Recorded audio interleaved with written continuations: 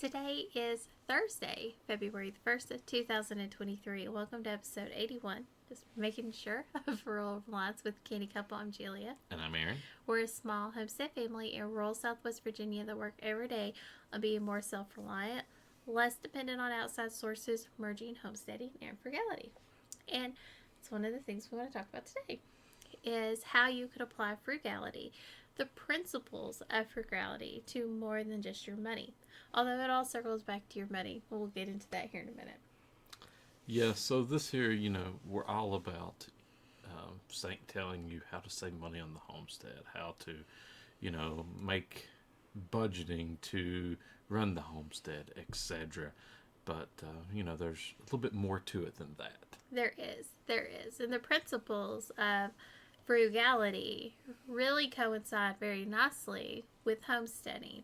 Now there does become a bit of a crutch, and we have fallen into this. We've fallen into this money hole pit of homesteading as well, because you're trying to build it, and you're building it fast, and you want it right now. I remember a couple of months back I read something. It was a question. I'm buying a new house. I'm pregnant, and I want to build a greenhouse / garden / chicken coop that I can entertain in for cheap. Send me your ideas. I'm like, oh my. It ain't gonna be quick. It's not quick.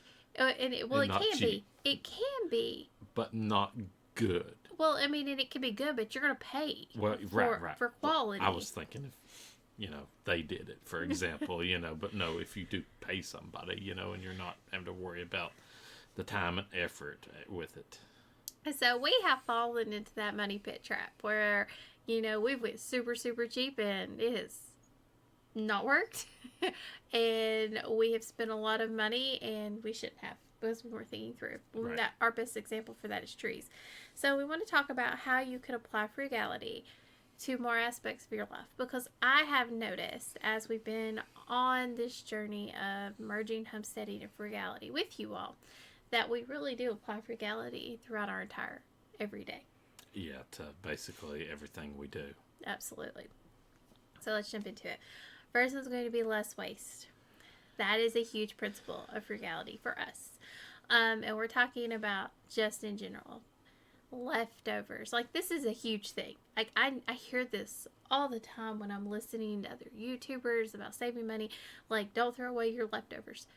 Do y'all throw away leftovers? Like, y'all don't eat them? Right. I mean, for us, it's eating leftovers, 5 days of the week. I would say meal prep is a huge frugality move. Mm-hmm.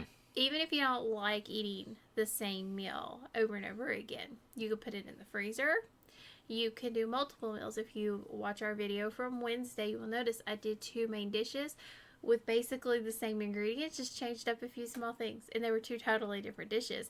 It's not that hard. You could take a few main ingredients, jazz it up a little bit with spices and sauce, and turn it into something else. So you're applying that frugality mindset and you're not wasting the food.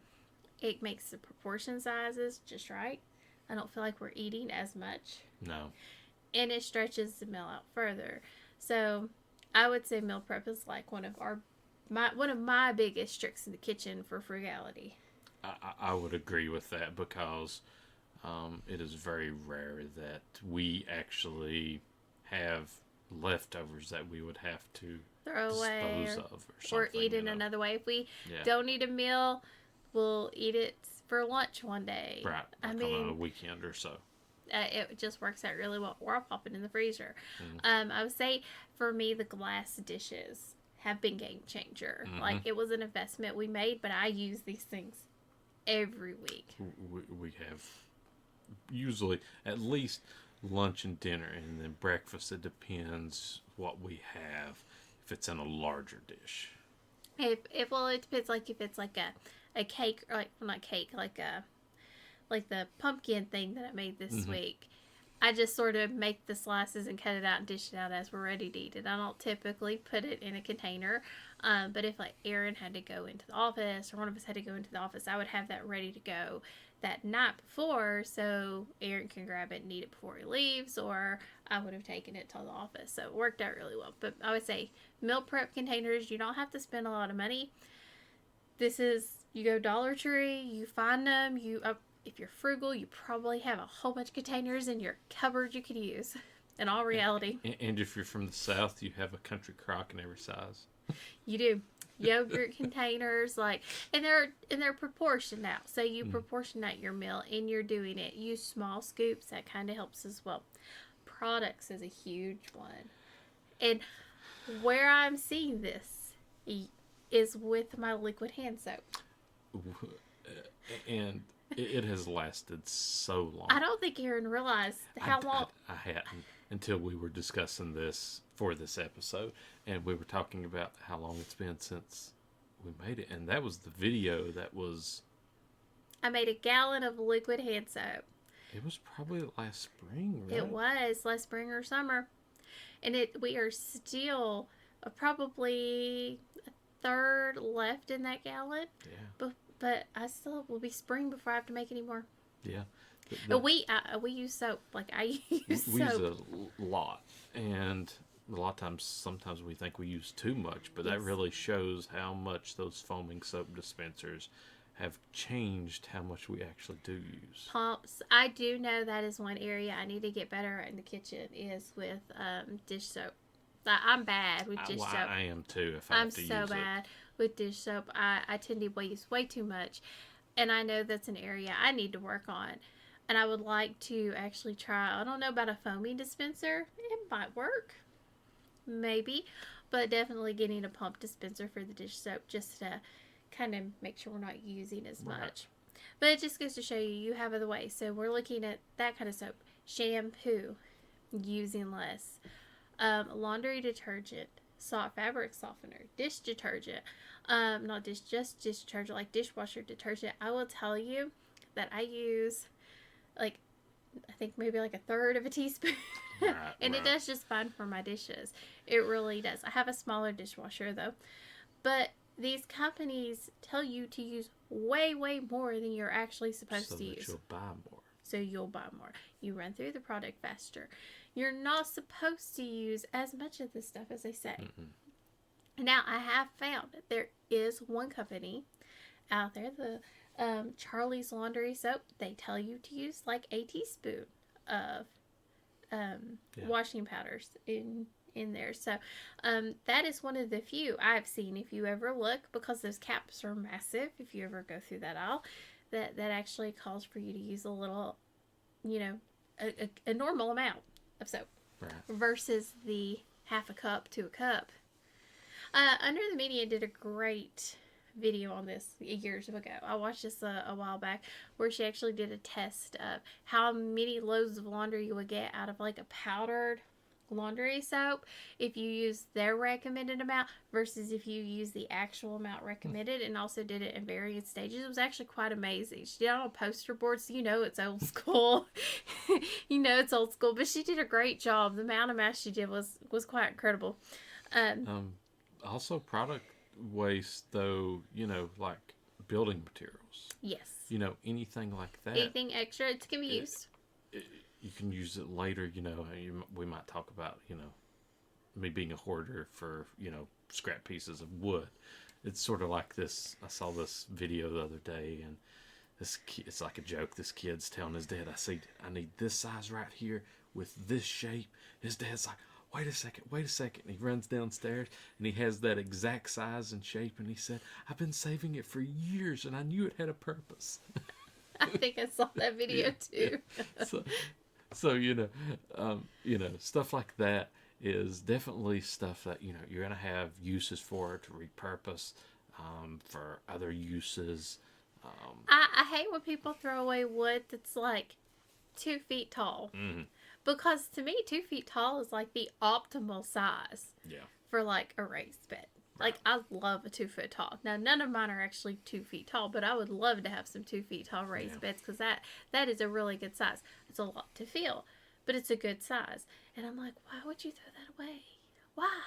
Why would you get rid of that? I can see so many uses for that. 2 feet is just a standard, even if it's the width. Like a lot of times we'll use those 2 feet boards and use that as the other size because that's how deep I tend to like my stuff as well. You can go 4 feet, but 2 feet for my height works way better versus 4 feet. 4 feet, I have to get into the bed most of the time with the stuff to get around it. Like Aaron can get tomatoes without getting into the bed. But because of how deep it is, because it's about 3 to 4 feet, I actually have to get in to get behind because I'm not tall enough to reach. Yeah. So 2 feet's a wonderful size for me. And you can apply this to all aspects of your life.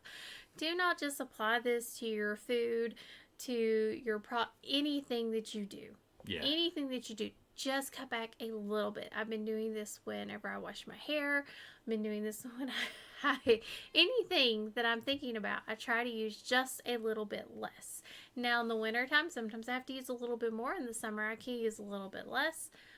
It just depends on the season. But anything where you can, squeeze a few extra, anything you can out of that product is going to help you long term. Toothpaste. Toothpaste is a great one. Like toothpaste, you almost need one of those things that kind of pushes it out because they make them so you can't get it all out. Milk. We have milk containers that are so flawed in how they're designed. You cannot get every last drop of it out. It is designed for you not to get it out. It's so weird. Like you have to turn it straight up. And you still can't get it out. To get out, those you end up spilling it to get it out. It is designed to have you actually waste just in a few drops of milk, but it's actually quite a bit. It can be quite a bit. It can be a stream. Stretch your products. So if you use a tomato like salsa, put some water in that jar to stretch out. When we eat salsa and chips, I put just a little bit of salsa in the bowl and then I add water. Yeah. And then not a lot of water. You go slow. Go really slow because you don't want it thin, but you don't want it to taste like water with a little tomato in it. You want it to taste like salsa that's not watered down. As long as your salsa has a thickness, so we get the thick and chunky, and you can do that, and it'll take it from using it two times, like 4 to 5. I do that all the time, and I prefer it that way. I really do. Let's see what else you can do that with. Ketchup. We do that when we make barbecue sauces. Yeah, make sure you get every last drop out to use that. I don't know if we haven't really tried it with mustard though, but we probably could. You probably could, but I'm using mustard and I'm using it up. I normally do it with potato salad. Right, so and you don't I would want it too watery. Add it to potato salad. Right. I mean, but if you're putting it on a sandwich or something, you should be able to do that. But I think a lot of times what we're thinking there is the mustard is a lot cheaper than the ketchup anymore. So mustard is. It's a lot cheaper. Sometimes we can get ketchup, but not too often. And there's other ways you can do this. You can stretch this with just about anything. Anything where you are pulling it out of a jar. If it's kind of like an Alfredo sauce, you use milk. Anything like that. It's like a cream sauce. You use milk. Just a little bit to shake. You can always reshake it again. Anything that's not, use water. It doesn't hurt it. Chicken broth, if you're like doing like a brothy kind of thing, you can use chicken broth. Soup cans, if you're doing a soup base. Just pull as much from that. You don't want anything left. You don't want any waste because it's going to go just a little bit further. Also, turn your stuff upside down when it's almost out. This is a huge thing. It'll help you get every last drop out. It does matter. Oh, yeah. It does matter. Like you can get weeks worth of stuff by just turning it upside down. I mean, it's crazy. And I actually try to list my shelf so that the bottles that are going to be turned upside down don't fall over and it kind of stays in there just right. I would also say that you need to make sure you're taking care of your items here. If your pants get holes in them, sew up those holes, your shirts, anything like that, or turn them into something else. Quilts, rags. Yeah, we've washcloths is one where we definitely turn those into rags that we use for numerous things. I use rag 2 or 3 a day. Yeah. I mean, I go through rags like it's nobody's business, just cleaning and picking up, and they're, wipe it, throw it in there to be washed and they're reusable till they're completely gone. Yeah. I mean, Or got oil or something on them. well, yeah, something like that, then I wouldn't reuse them. Or it's really, really dirty. I've got them there for trash. But I have so many rags at the point that I don't need to buy any or use any. No. But you can make quilts. You can repurpose the way you can make your own tote bags, things like that. Anything for animals. You can make animal bed out of old t-shirts. And all of this stuff, like especially cats. You can make a cat tent with some hangers and an old t-shirt, because you don't have to do any like actual sewing. But take care of your items and really make sure you're getting the most use out of them. Especially, we all have old cheap t-shirts. I mean, we all do. And if you're homesteading, we don't actually want to work out really, really good clothes. I don't, because I know I'm going to rip a hole in them. Yep. Like, I'm going to get caught. I'm going to get caught. I'm going to get caught fencing. I'm going to get caught in something, and it's going to rip. I'm going to fall, and it's just going to be destroyed. So I don't really want to wear my very, very best outside to have to replace it later. That's just not a good plan for me. I'd rather wear things that are more disposable, that I can keep repairing. I repaired a jacket of Aaron's he had from like the 8th grade. It was honestly from the 8th grade. I repaired that jacket. He just replaced it like 2 years ago. I was patching that jacket up. We finally threw it away, right? Yes, we did. Okay, so 8th grade, that was probably like in... It's been a while. It was 1990 something. So, and I wore it till probably 2022. I wore that thing like 30 years probably. He wore it a very long time. I mean, and it did great. And it was waterproof, and it was warm. It's waterproof on the outside, and it's quilted like in the inside. So it was great for rain and great for snow. And I feel like I need something like that now. I keep going, like everything's like either one or the other. Like I don't have a combination one like that now. But I mean, she sewed that thing up like it was ripped, like you could pull the whole back off of it. And she sewed that up, and it wasn't pretty, but it worked. It worked several years, right? Because it was just to put her around the house, do things outside, and it served its purpose. So I mean, don't think just because something is bad, it's actually lost its purpose. You can still reuse it, especially in our homesteading world, where we tend to be outside, hands in the dirt, going at it and really making messes. So you can really reuse those items and make them go further instead of replacing them. Right.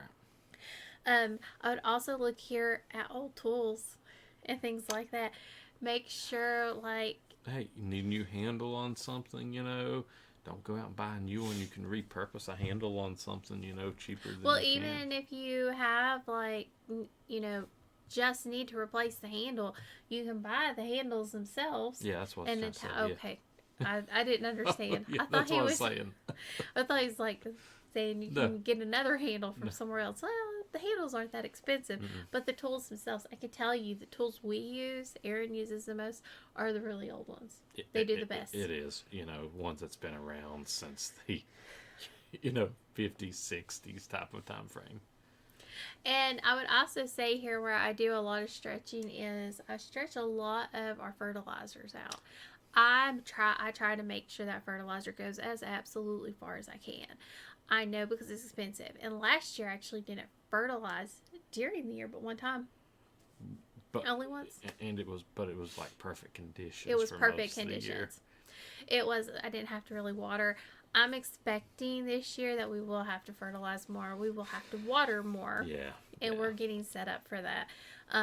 But that's the expectation. That like last year was like a fluke year, out of this world kind of year. But it worked. We got a lot of good stuff from it. Definitely. And this year, we know how to stretch that fertilizer, and we've really been helping add to our soil. We're trying to make it better. And this year, we're finding new ways to make it even better. Yeah. From frugality standpoint, using the leaves, using what you have around, we added all the leaves to the garden to, amend our soil. Yep. And also the black plastic, 'cause that works really well for us. The years that we... The black. Oh, Yeah, I because think we you said did white buy plastic. it. Yeah, no, the black Okay. plastic. Because that works really well for us. And that's plastic we bought once and we're reusing it and reusing it and reusing it till it's gone. Yep. I mean, and it's not bad. Mm-mm. It's not dry It's held up- rotted or it's held anything. up It's really good. really well. Like, and I don't even think it was that expensive. I don't really think it was No, that but bad. The thinking of the black plastic reminded me of something. We ain't checked to see if we have goji still. We need to check to see if we have some in January. We should. We should. I don't know. We had that snow. They probably froze. We're also, one of the other aspects of frugality for us, one of our principles of frugality is moving to be more sustainable. We are not relying on outside sources, outside items as much as possible Yeah. for our food and everything else. So we actually had a comment asking us, what about your fresh veggies and things? Like, well, Yes, this was one that we posted on TikTok. Like when we posted our grocery budget, they're like, "Where's your fruits and veggies?" Well, we've stored them up. They're sitting in the basement. You know, we grew them. We grew them, and we're still eating them. Right. So because of that, that really takes a lot off of us, and also does. storing the apples and everything. This year, I'm hoping to actually have some apples in the refrigerator for storage for long term to see how they do. Because we do have an outdoor refrigerator, we can put them in. It'd be a good use for them there, Mm-hmm. and I'll have the time to actually get to that project. But She's got some time now for some reason. well, it seems like everything's moving a lot easier. Everything's going a lot better, faster for us. But it's definitely one of the things that we really lean towards very heavily is being able to get these things for ourselves and not actually having to go out and buy. And we apply this to everything. So when we get now, especially now, when we look at, adding on to our property, we're looking, okay, can it propagate? What can we propagate? Mm-hmm. What can we pull from what we already have? So we're adding this frugality aspect to what do we need to replace, like, some apple trees. We still probably gonna have to get some more of those. Those haven't taken off that great for us, some of those ones we've gotten, so stuff like that, because we know these 40-year-old apple trees are not gonna produce another 40 years. No, that's what we're trying to get ready for. But we are putting things into place, and we are looking at our property like, how can we make the most of what we have? Right. And how can we be as sustainable as possible? I That's mean, really a big goal for us. And the goal is that we have enough of this stuff that hopefully we can actually sell some. Right. And that would also produce an income for us. We take care of our needs and we help our community as well. Less energy. This is a huge one. This is, and we harp on this a lot. We didn't realize how important it was until we could see the numbers ourselves. Right. So, for example, we had some single-digit days that got into zeros at night. We used like 90 kilowatt hours that day.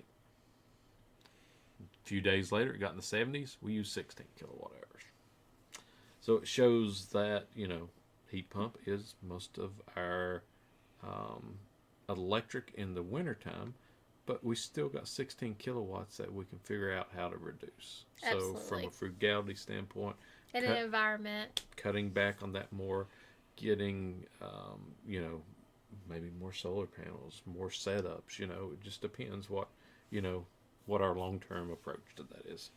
And it's just being sustainable. Yeah. It makes us less dependent on an outside source for making sure our needs are covered. Like, we can take care of ourselves. We do not have to have these items because we're able to take care of it for our own needs. It reduces our consumption on the power grid.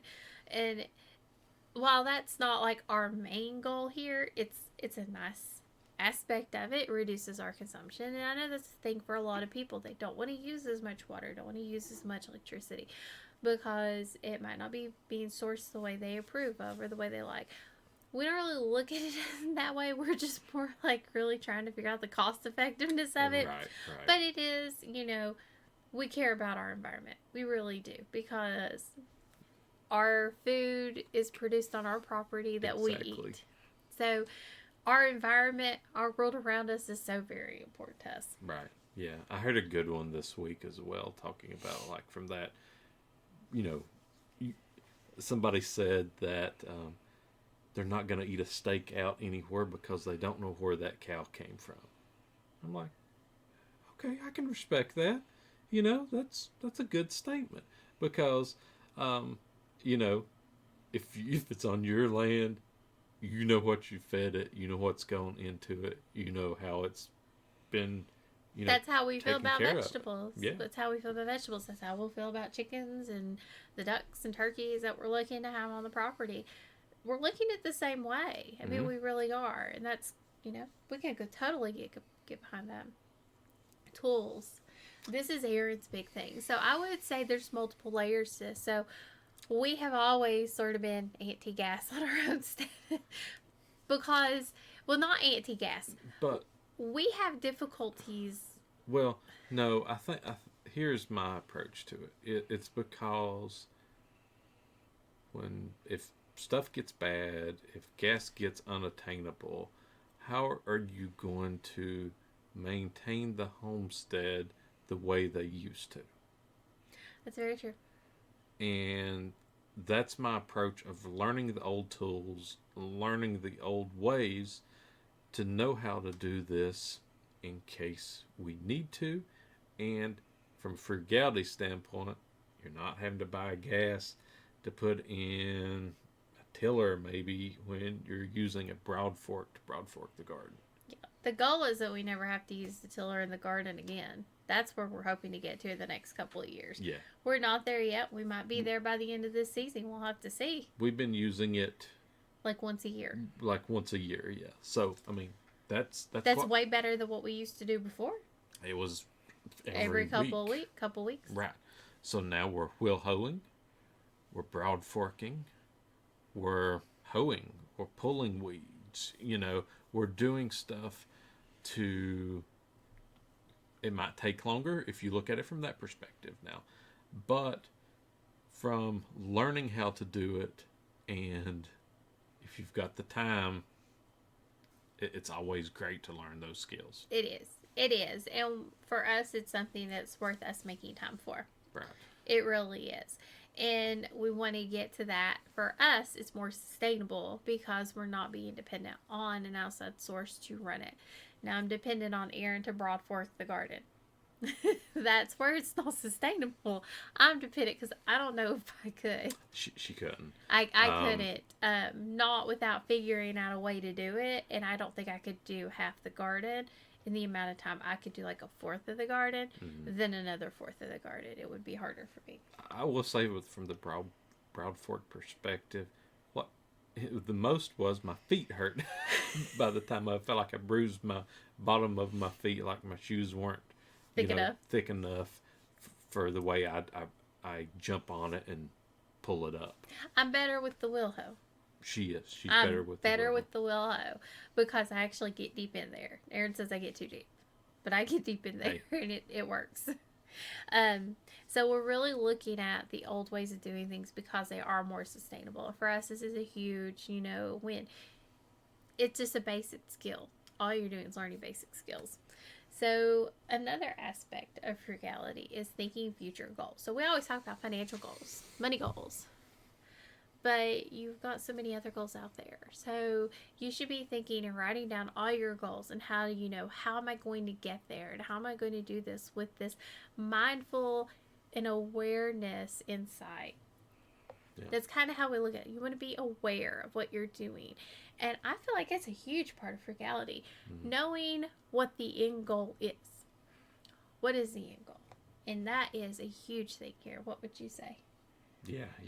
I mean, from that perspective, it's always, figuring out how you want to get there and how can you get there from the easiest perspective. Like for us right now, an end goal is to be listing by the end of February. On eBay. On eBay. So that's one of our side hustles. Maybe, some others depending upon what it is. There's a few easy cross-listing tools as well. but most of this stuff would be eBay wise. Right. So it's a big goal for us. How do we get there? And just knowing what that goal to us is, this awareness mindset that is frugality. It is just pushing us further to that goal to, okay, here's all the steps I need to take to get there. Now let's start implementing and pushing these forward. And we're getting there. We're probably going to be there before then. Yeah, should be. Constant learning. I think this is a huge one, because we should always be learning new skills, new things to do. Especially our generation, apparently. Millennials don't know anything. Apparently. I don't understand how to cook, how to boil water, how to cook, how to change a filter, you know, light bulb. I've heard guess. light bulb.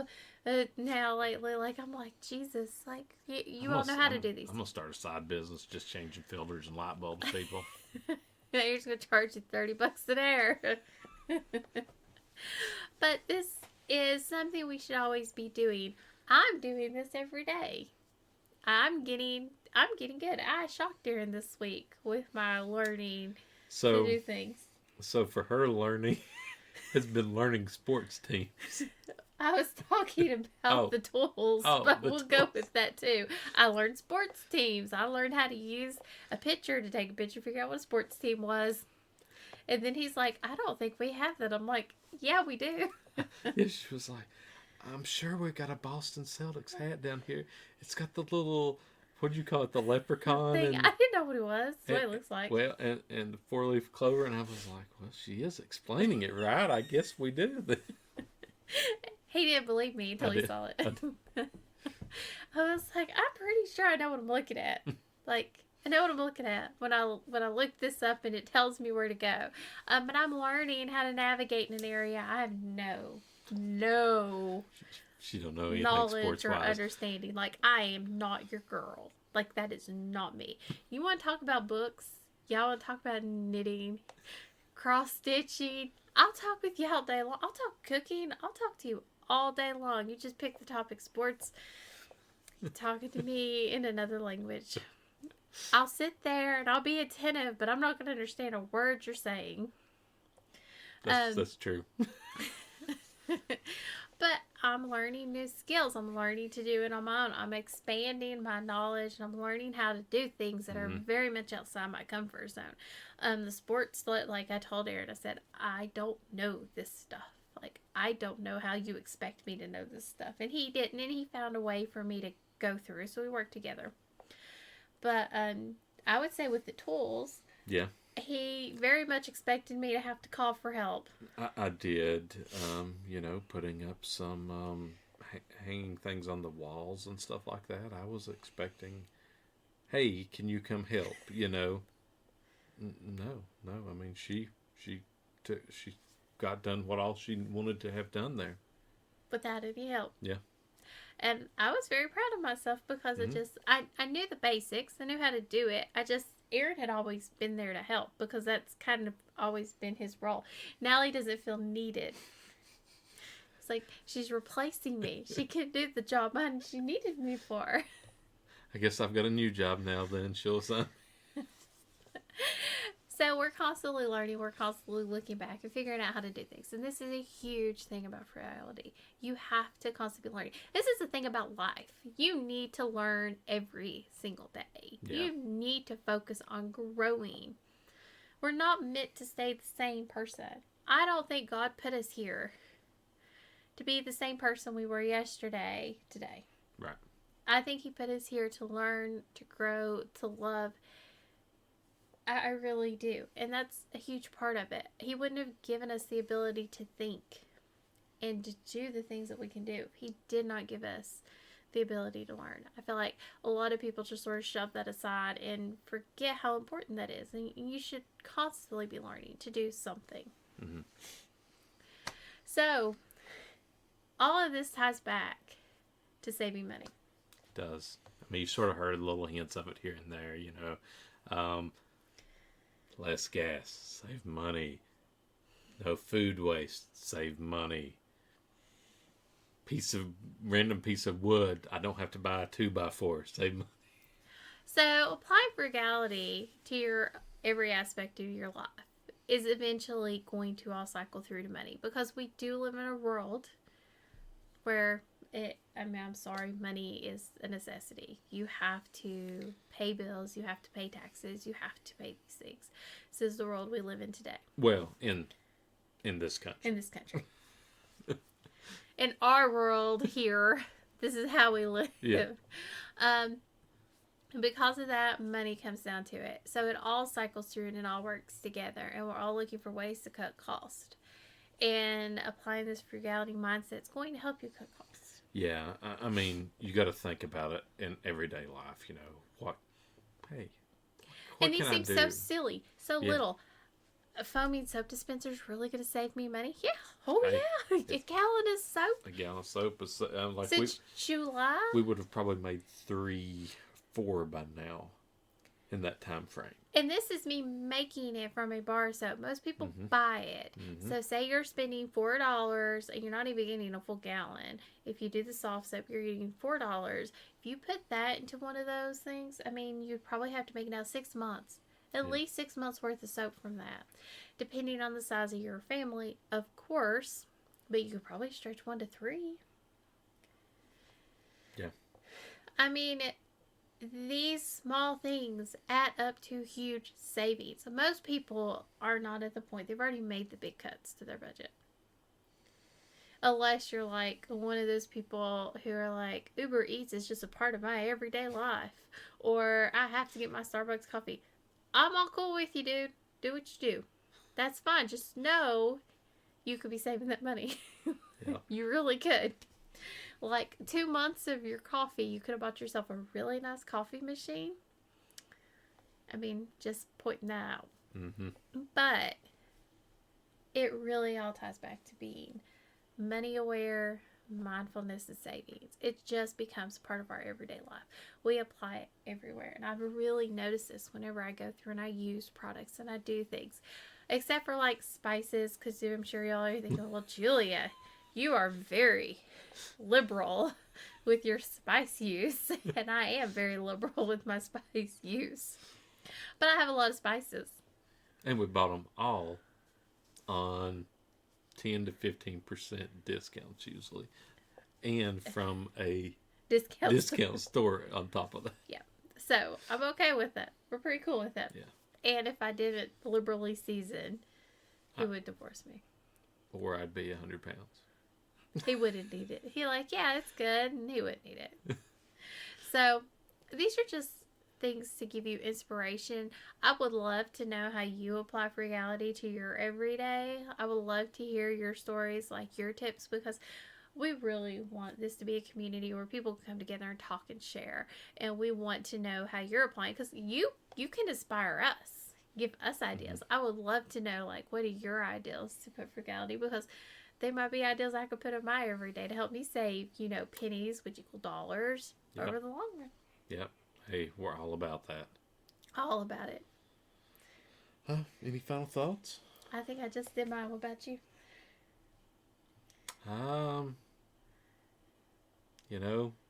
I guess make sure you switch over. If you need light bulb help, I'll come out and help, change that, Will you all get tired of Aaron offering his light bulb and air filter services? Leave that in the comments so he'll stop offering that. I was just trying to think of a new side hustle. Gosh. But no, I don't have anything else either. But if you got any comments, questions, anything you want to hear on a future episode, leave those down below on YouTube. Or send us an email to thecannycouple@yahoo.com. And go over and check out our link tree. Like I said, we've been trying to, get more active on TikTok as well. So we'd really appreciate if you're over there, to make sure you, I guess, follow us is the terminology over there. And as always, thank you for joining us on Rural Reliance with the Canny Couple, where we work hard, live simple, and enjoy life. Have a wonderful day.